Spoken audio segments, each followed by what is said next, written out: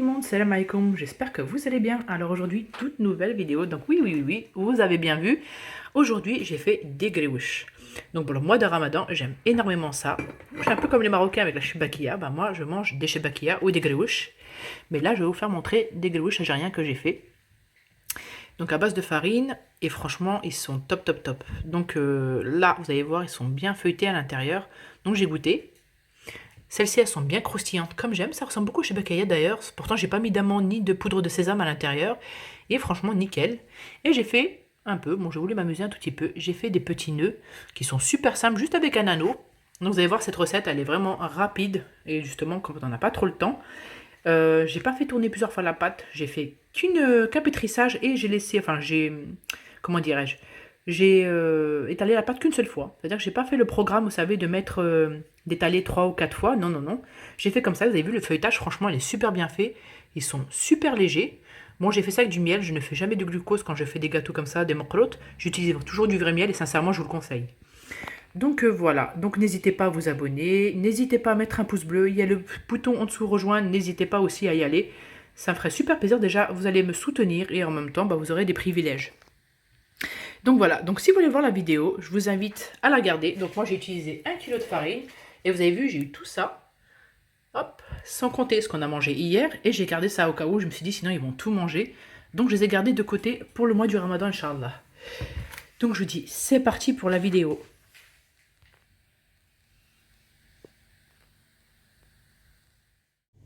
Alors, on commence la recette. Alors, pour ça, il nous faudra 1 kg de farine. Il nous faudra donc 250 g de beurre fondu que j'ai mis à fondre. Il nous faudra également un sachet de levure chimique, une pincée de sel, 2 cuillères à soupe de vinaigre, peu importe. Moi, j'ai pris le vinaigre blanc et un tout petit peu d'eau tiède qu'on verra à la fin si on doit le ramasser. Et 2 œufs. Donc, c'est parti pour la recette. Donc, pour l'instant, je vais prendre mes ingrédients secs. Donc, je commence par ma farine. Hop. Ensuite, je vais mettre ma levure chimique. Dans cette recette, vous pouvez utiliser du safran pour colorer ou un tout petit peu de colorant jaune. En général, on fait ça avec un peu de safran, mais moi, je vais laisser tel quel. Voilà, on va mettre donc une petite pincée de sel. Donc là, je vais bien mélanger pour bien faire incorporer ma levure, donc du coup, à ma farine. Et je vais venir sabler avec le beurre ma farine pour faire justement un petit sablage. Et après, j'en rajouterai l'œuf et le vinaigre. Donc hop. Donc là, j'ai mis 250 g de beurre fondu. Donc il a refroidi parce que moi, j'avais mis au micro-ondes, je l'avais laissé.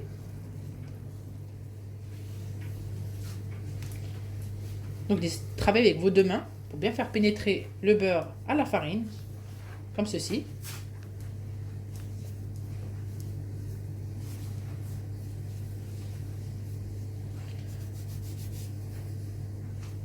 J'aime bien faire des grewouches pendant le Ramadan, que ce soit du grewouches ou chez Bakia. Moi j'aime beaucoup, de toute façon les deux j'aime beaucoup, j'en raffole. J'aime bien aussi chez Bakia, pourquoi? Parce que moi je suis quelqu'un qui aime beaucoup, comme vous savez maintenant, enfin pour mes abonnés, vous savez que j'aime beaucoup la sésame. Et ça donne un petit goût parfumé. Puis ça permet un peu d'avoir des gâteaux, donc là j'hésite, j'aimerais bien faire, vous savez, des tchalek, parce que mon fils il aime ça. Et moi personnellement j'aime ça aussi, vous savez, avec des amandes. C'est super bon. Et je crois que je vais en faire aussi, comme ça au moins qu'ils pourront le soir aller manger avec leur café ou des choses comme ça. Mais ça s'arrêtera là, quoi. Donc vous voyez, le beurre commence à pénétrer bien dans ma farine. Et justement, pourquoi j'ai mis du vinaigre? C'est ça qui va permettre d'avoir une pâte croustillante à l'extérieur et avoir comme des espèces de petites bulles si vous le faites en temps normal, hein, et d'avoir ce petit côté fondant à l'intérieur, que j'aime beaucoup d'ailleurs.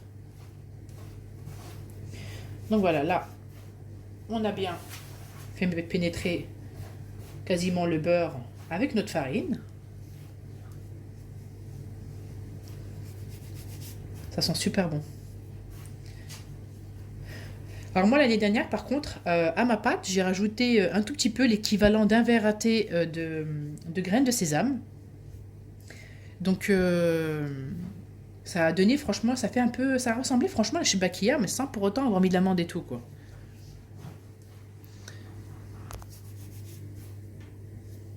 Donc Donc voilà, j'ai bien fait pénétrer donc mon beurre à ma farine. Et comme je vous disais, le fait d'avoir un tout petit peu de graines de sésame dedans, j'aime beaucoup. Hop, là, c'est bon. Maintenant, je vais incorporer mes 2 œufs. Hop. Je vais les mettre au centre.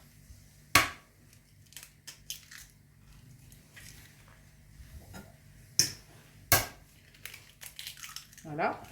Je rajoute également donc, mon vinaigre. Donc vous, ce que vous pouvez faire, c'est que vous prenez un bol, vous me fouettez vos œufs avec votre vinaigre. Mais bon, moi je le fais au centre comme ceci. Je travaille toujours à la main, donc il y a des personnes qui ne vont pas travailler avec la main, moi je travaille avec ma main.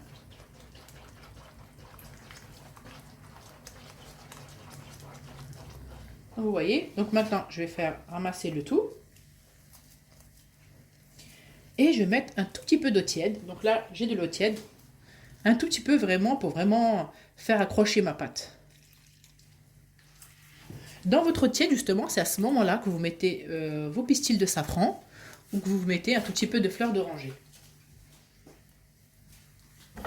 Moi, personnellement, je ne mets pas de fleurs d'oranger parce qu'à un moment donné, dans la pâte, je trouve que c'est différent. J'aime pas avec la fleur d'oranger, bizarrement. J'en mets dans le miel s'il le faut. Voilà, je rajoute encore un peu. Donc pour avoir la quantité de l'eau, je ne peux pas vous dire la quantité, mais il faut vraiment que votre pâte, vous puissiez rassembler toute votre pâte, quoi.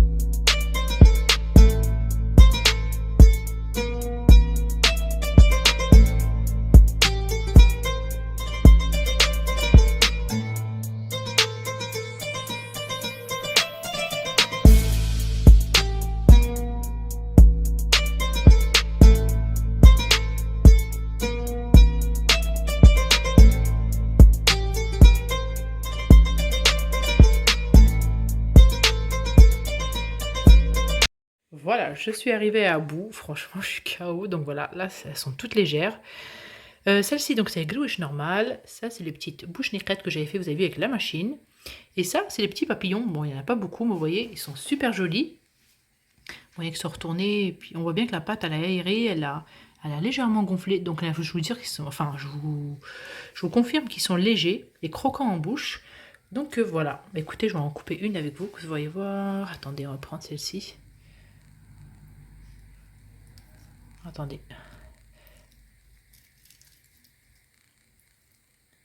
Vous avez vu? C'est ce que je voulais moi. C'est pour ça que j'ai fait celle-ci, c'est qu'elles sont vraiment croquantes. Et celles-ci, elles sont vraiment fondantes. Donc vous avez vu, ça fait comme un petit feuilleté. Vous avez vu, pourtant je l'ai fait qu'une fois. Je l'ai pas refait plusieurs fois à la machine. Je l'ai fait qu'une seule fois. Et à l'intérieur, vous savez, elles sont creuses. Et elles sont bien, franchement, elles sont super légères. Donc voilà, j'espère que cette vidéo vous a plu. N'hésitez pas à mettre un pouce bleu, à vous abonner si ce n'est pas déjà fait. Et regardez les autres recettes, j'ai pas mal aussi de recettes, et j'ai même organisation Ramadan pour celles qui le souhaitent que j'avais fait l'année dernière, ma petite salle de prière, et donc voilà, donc n'hésitez pas aussi à partager la vidéo, ça me ferait super plaisir, et ben j'espère, mon fils est en train de manger le gâteau au moment que je l'ai coupé, donc voilà, c'est que c'est bon. Mon mari a pris également pour le café, donc je vous dis à très bientôt pour d'autres vidéos, et je vous fais plein de gros bisous.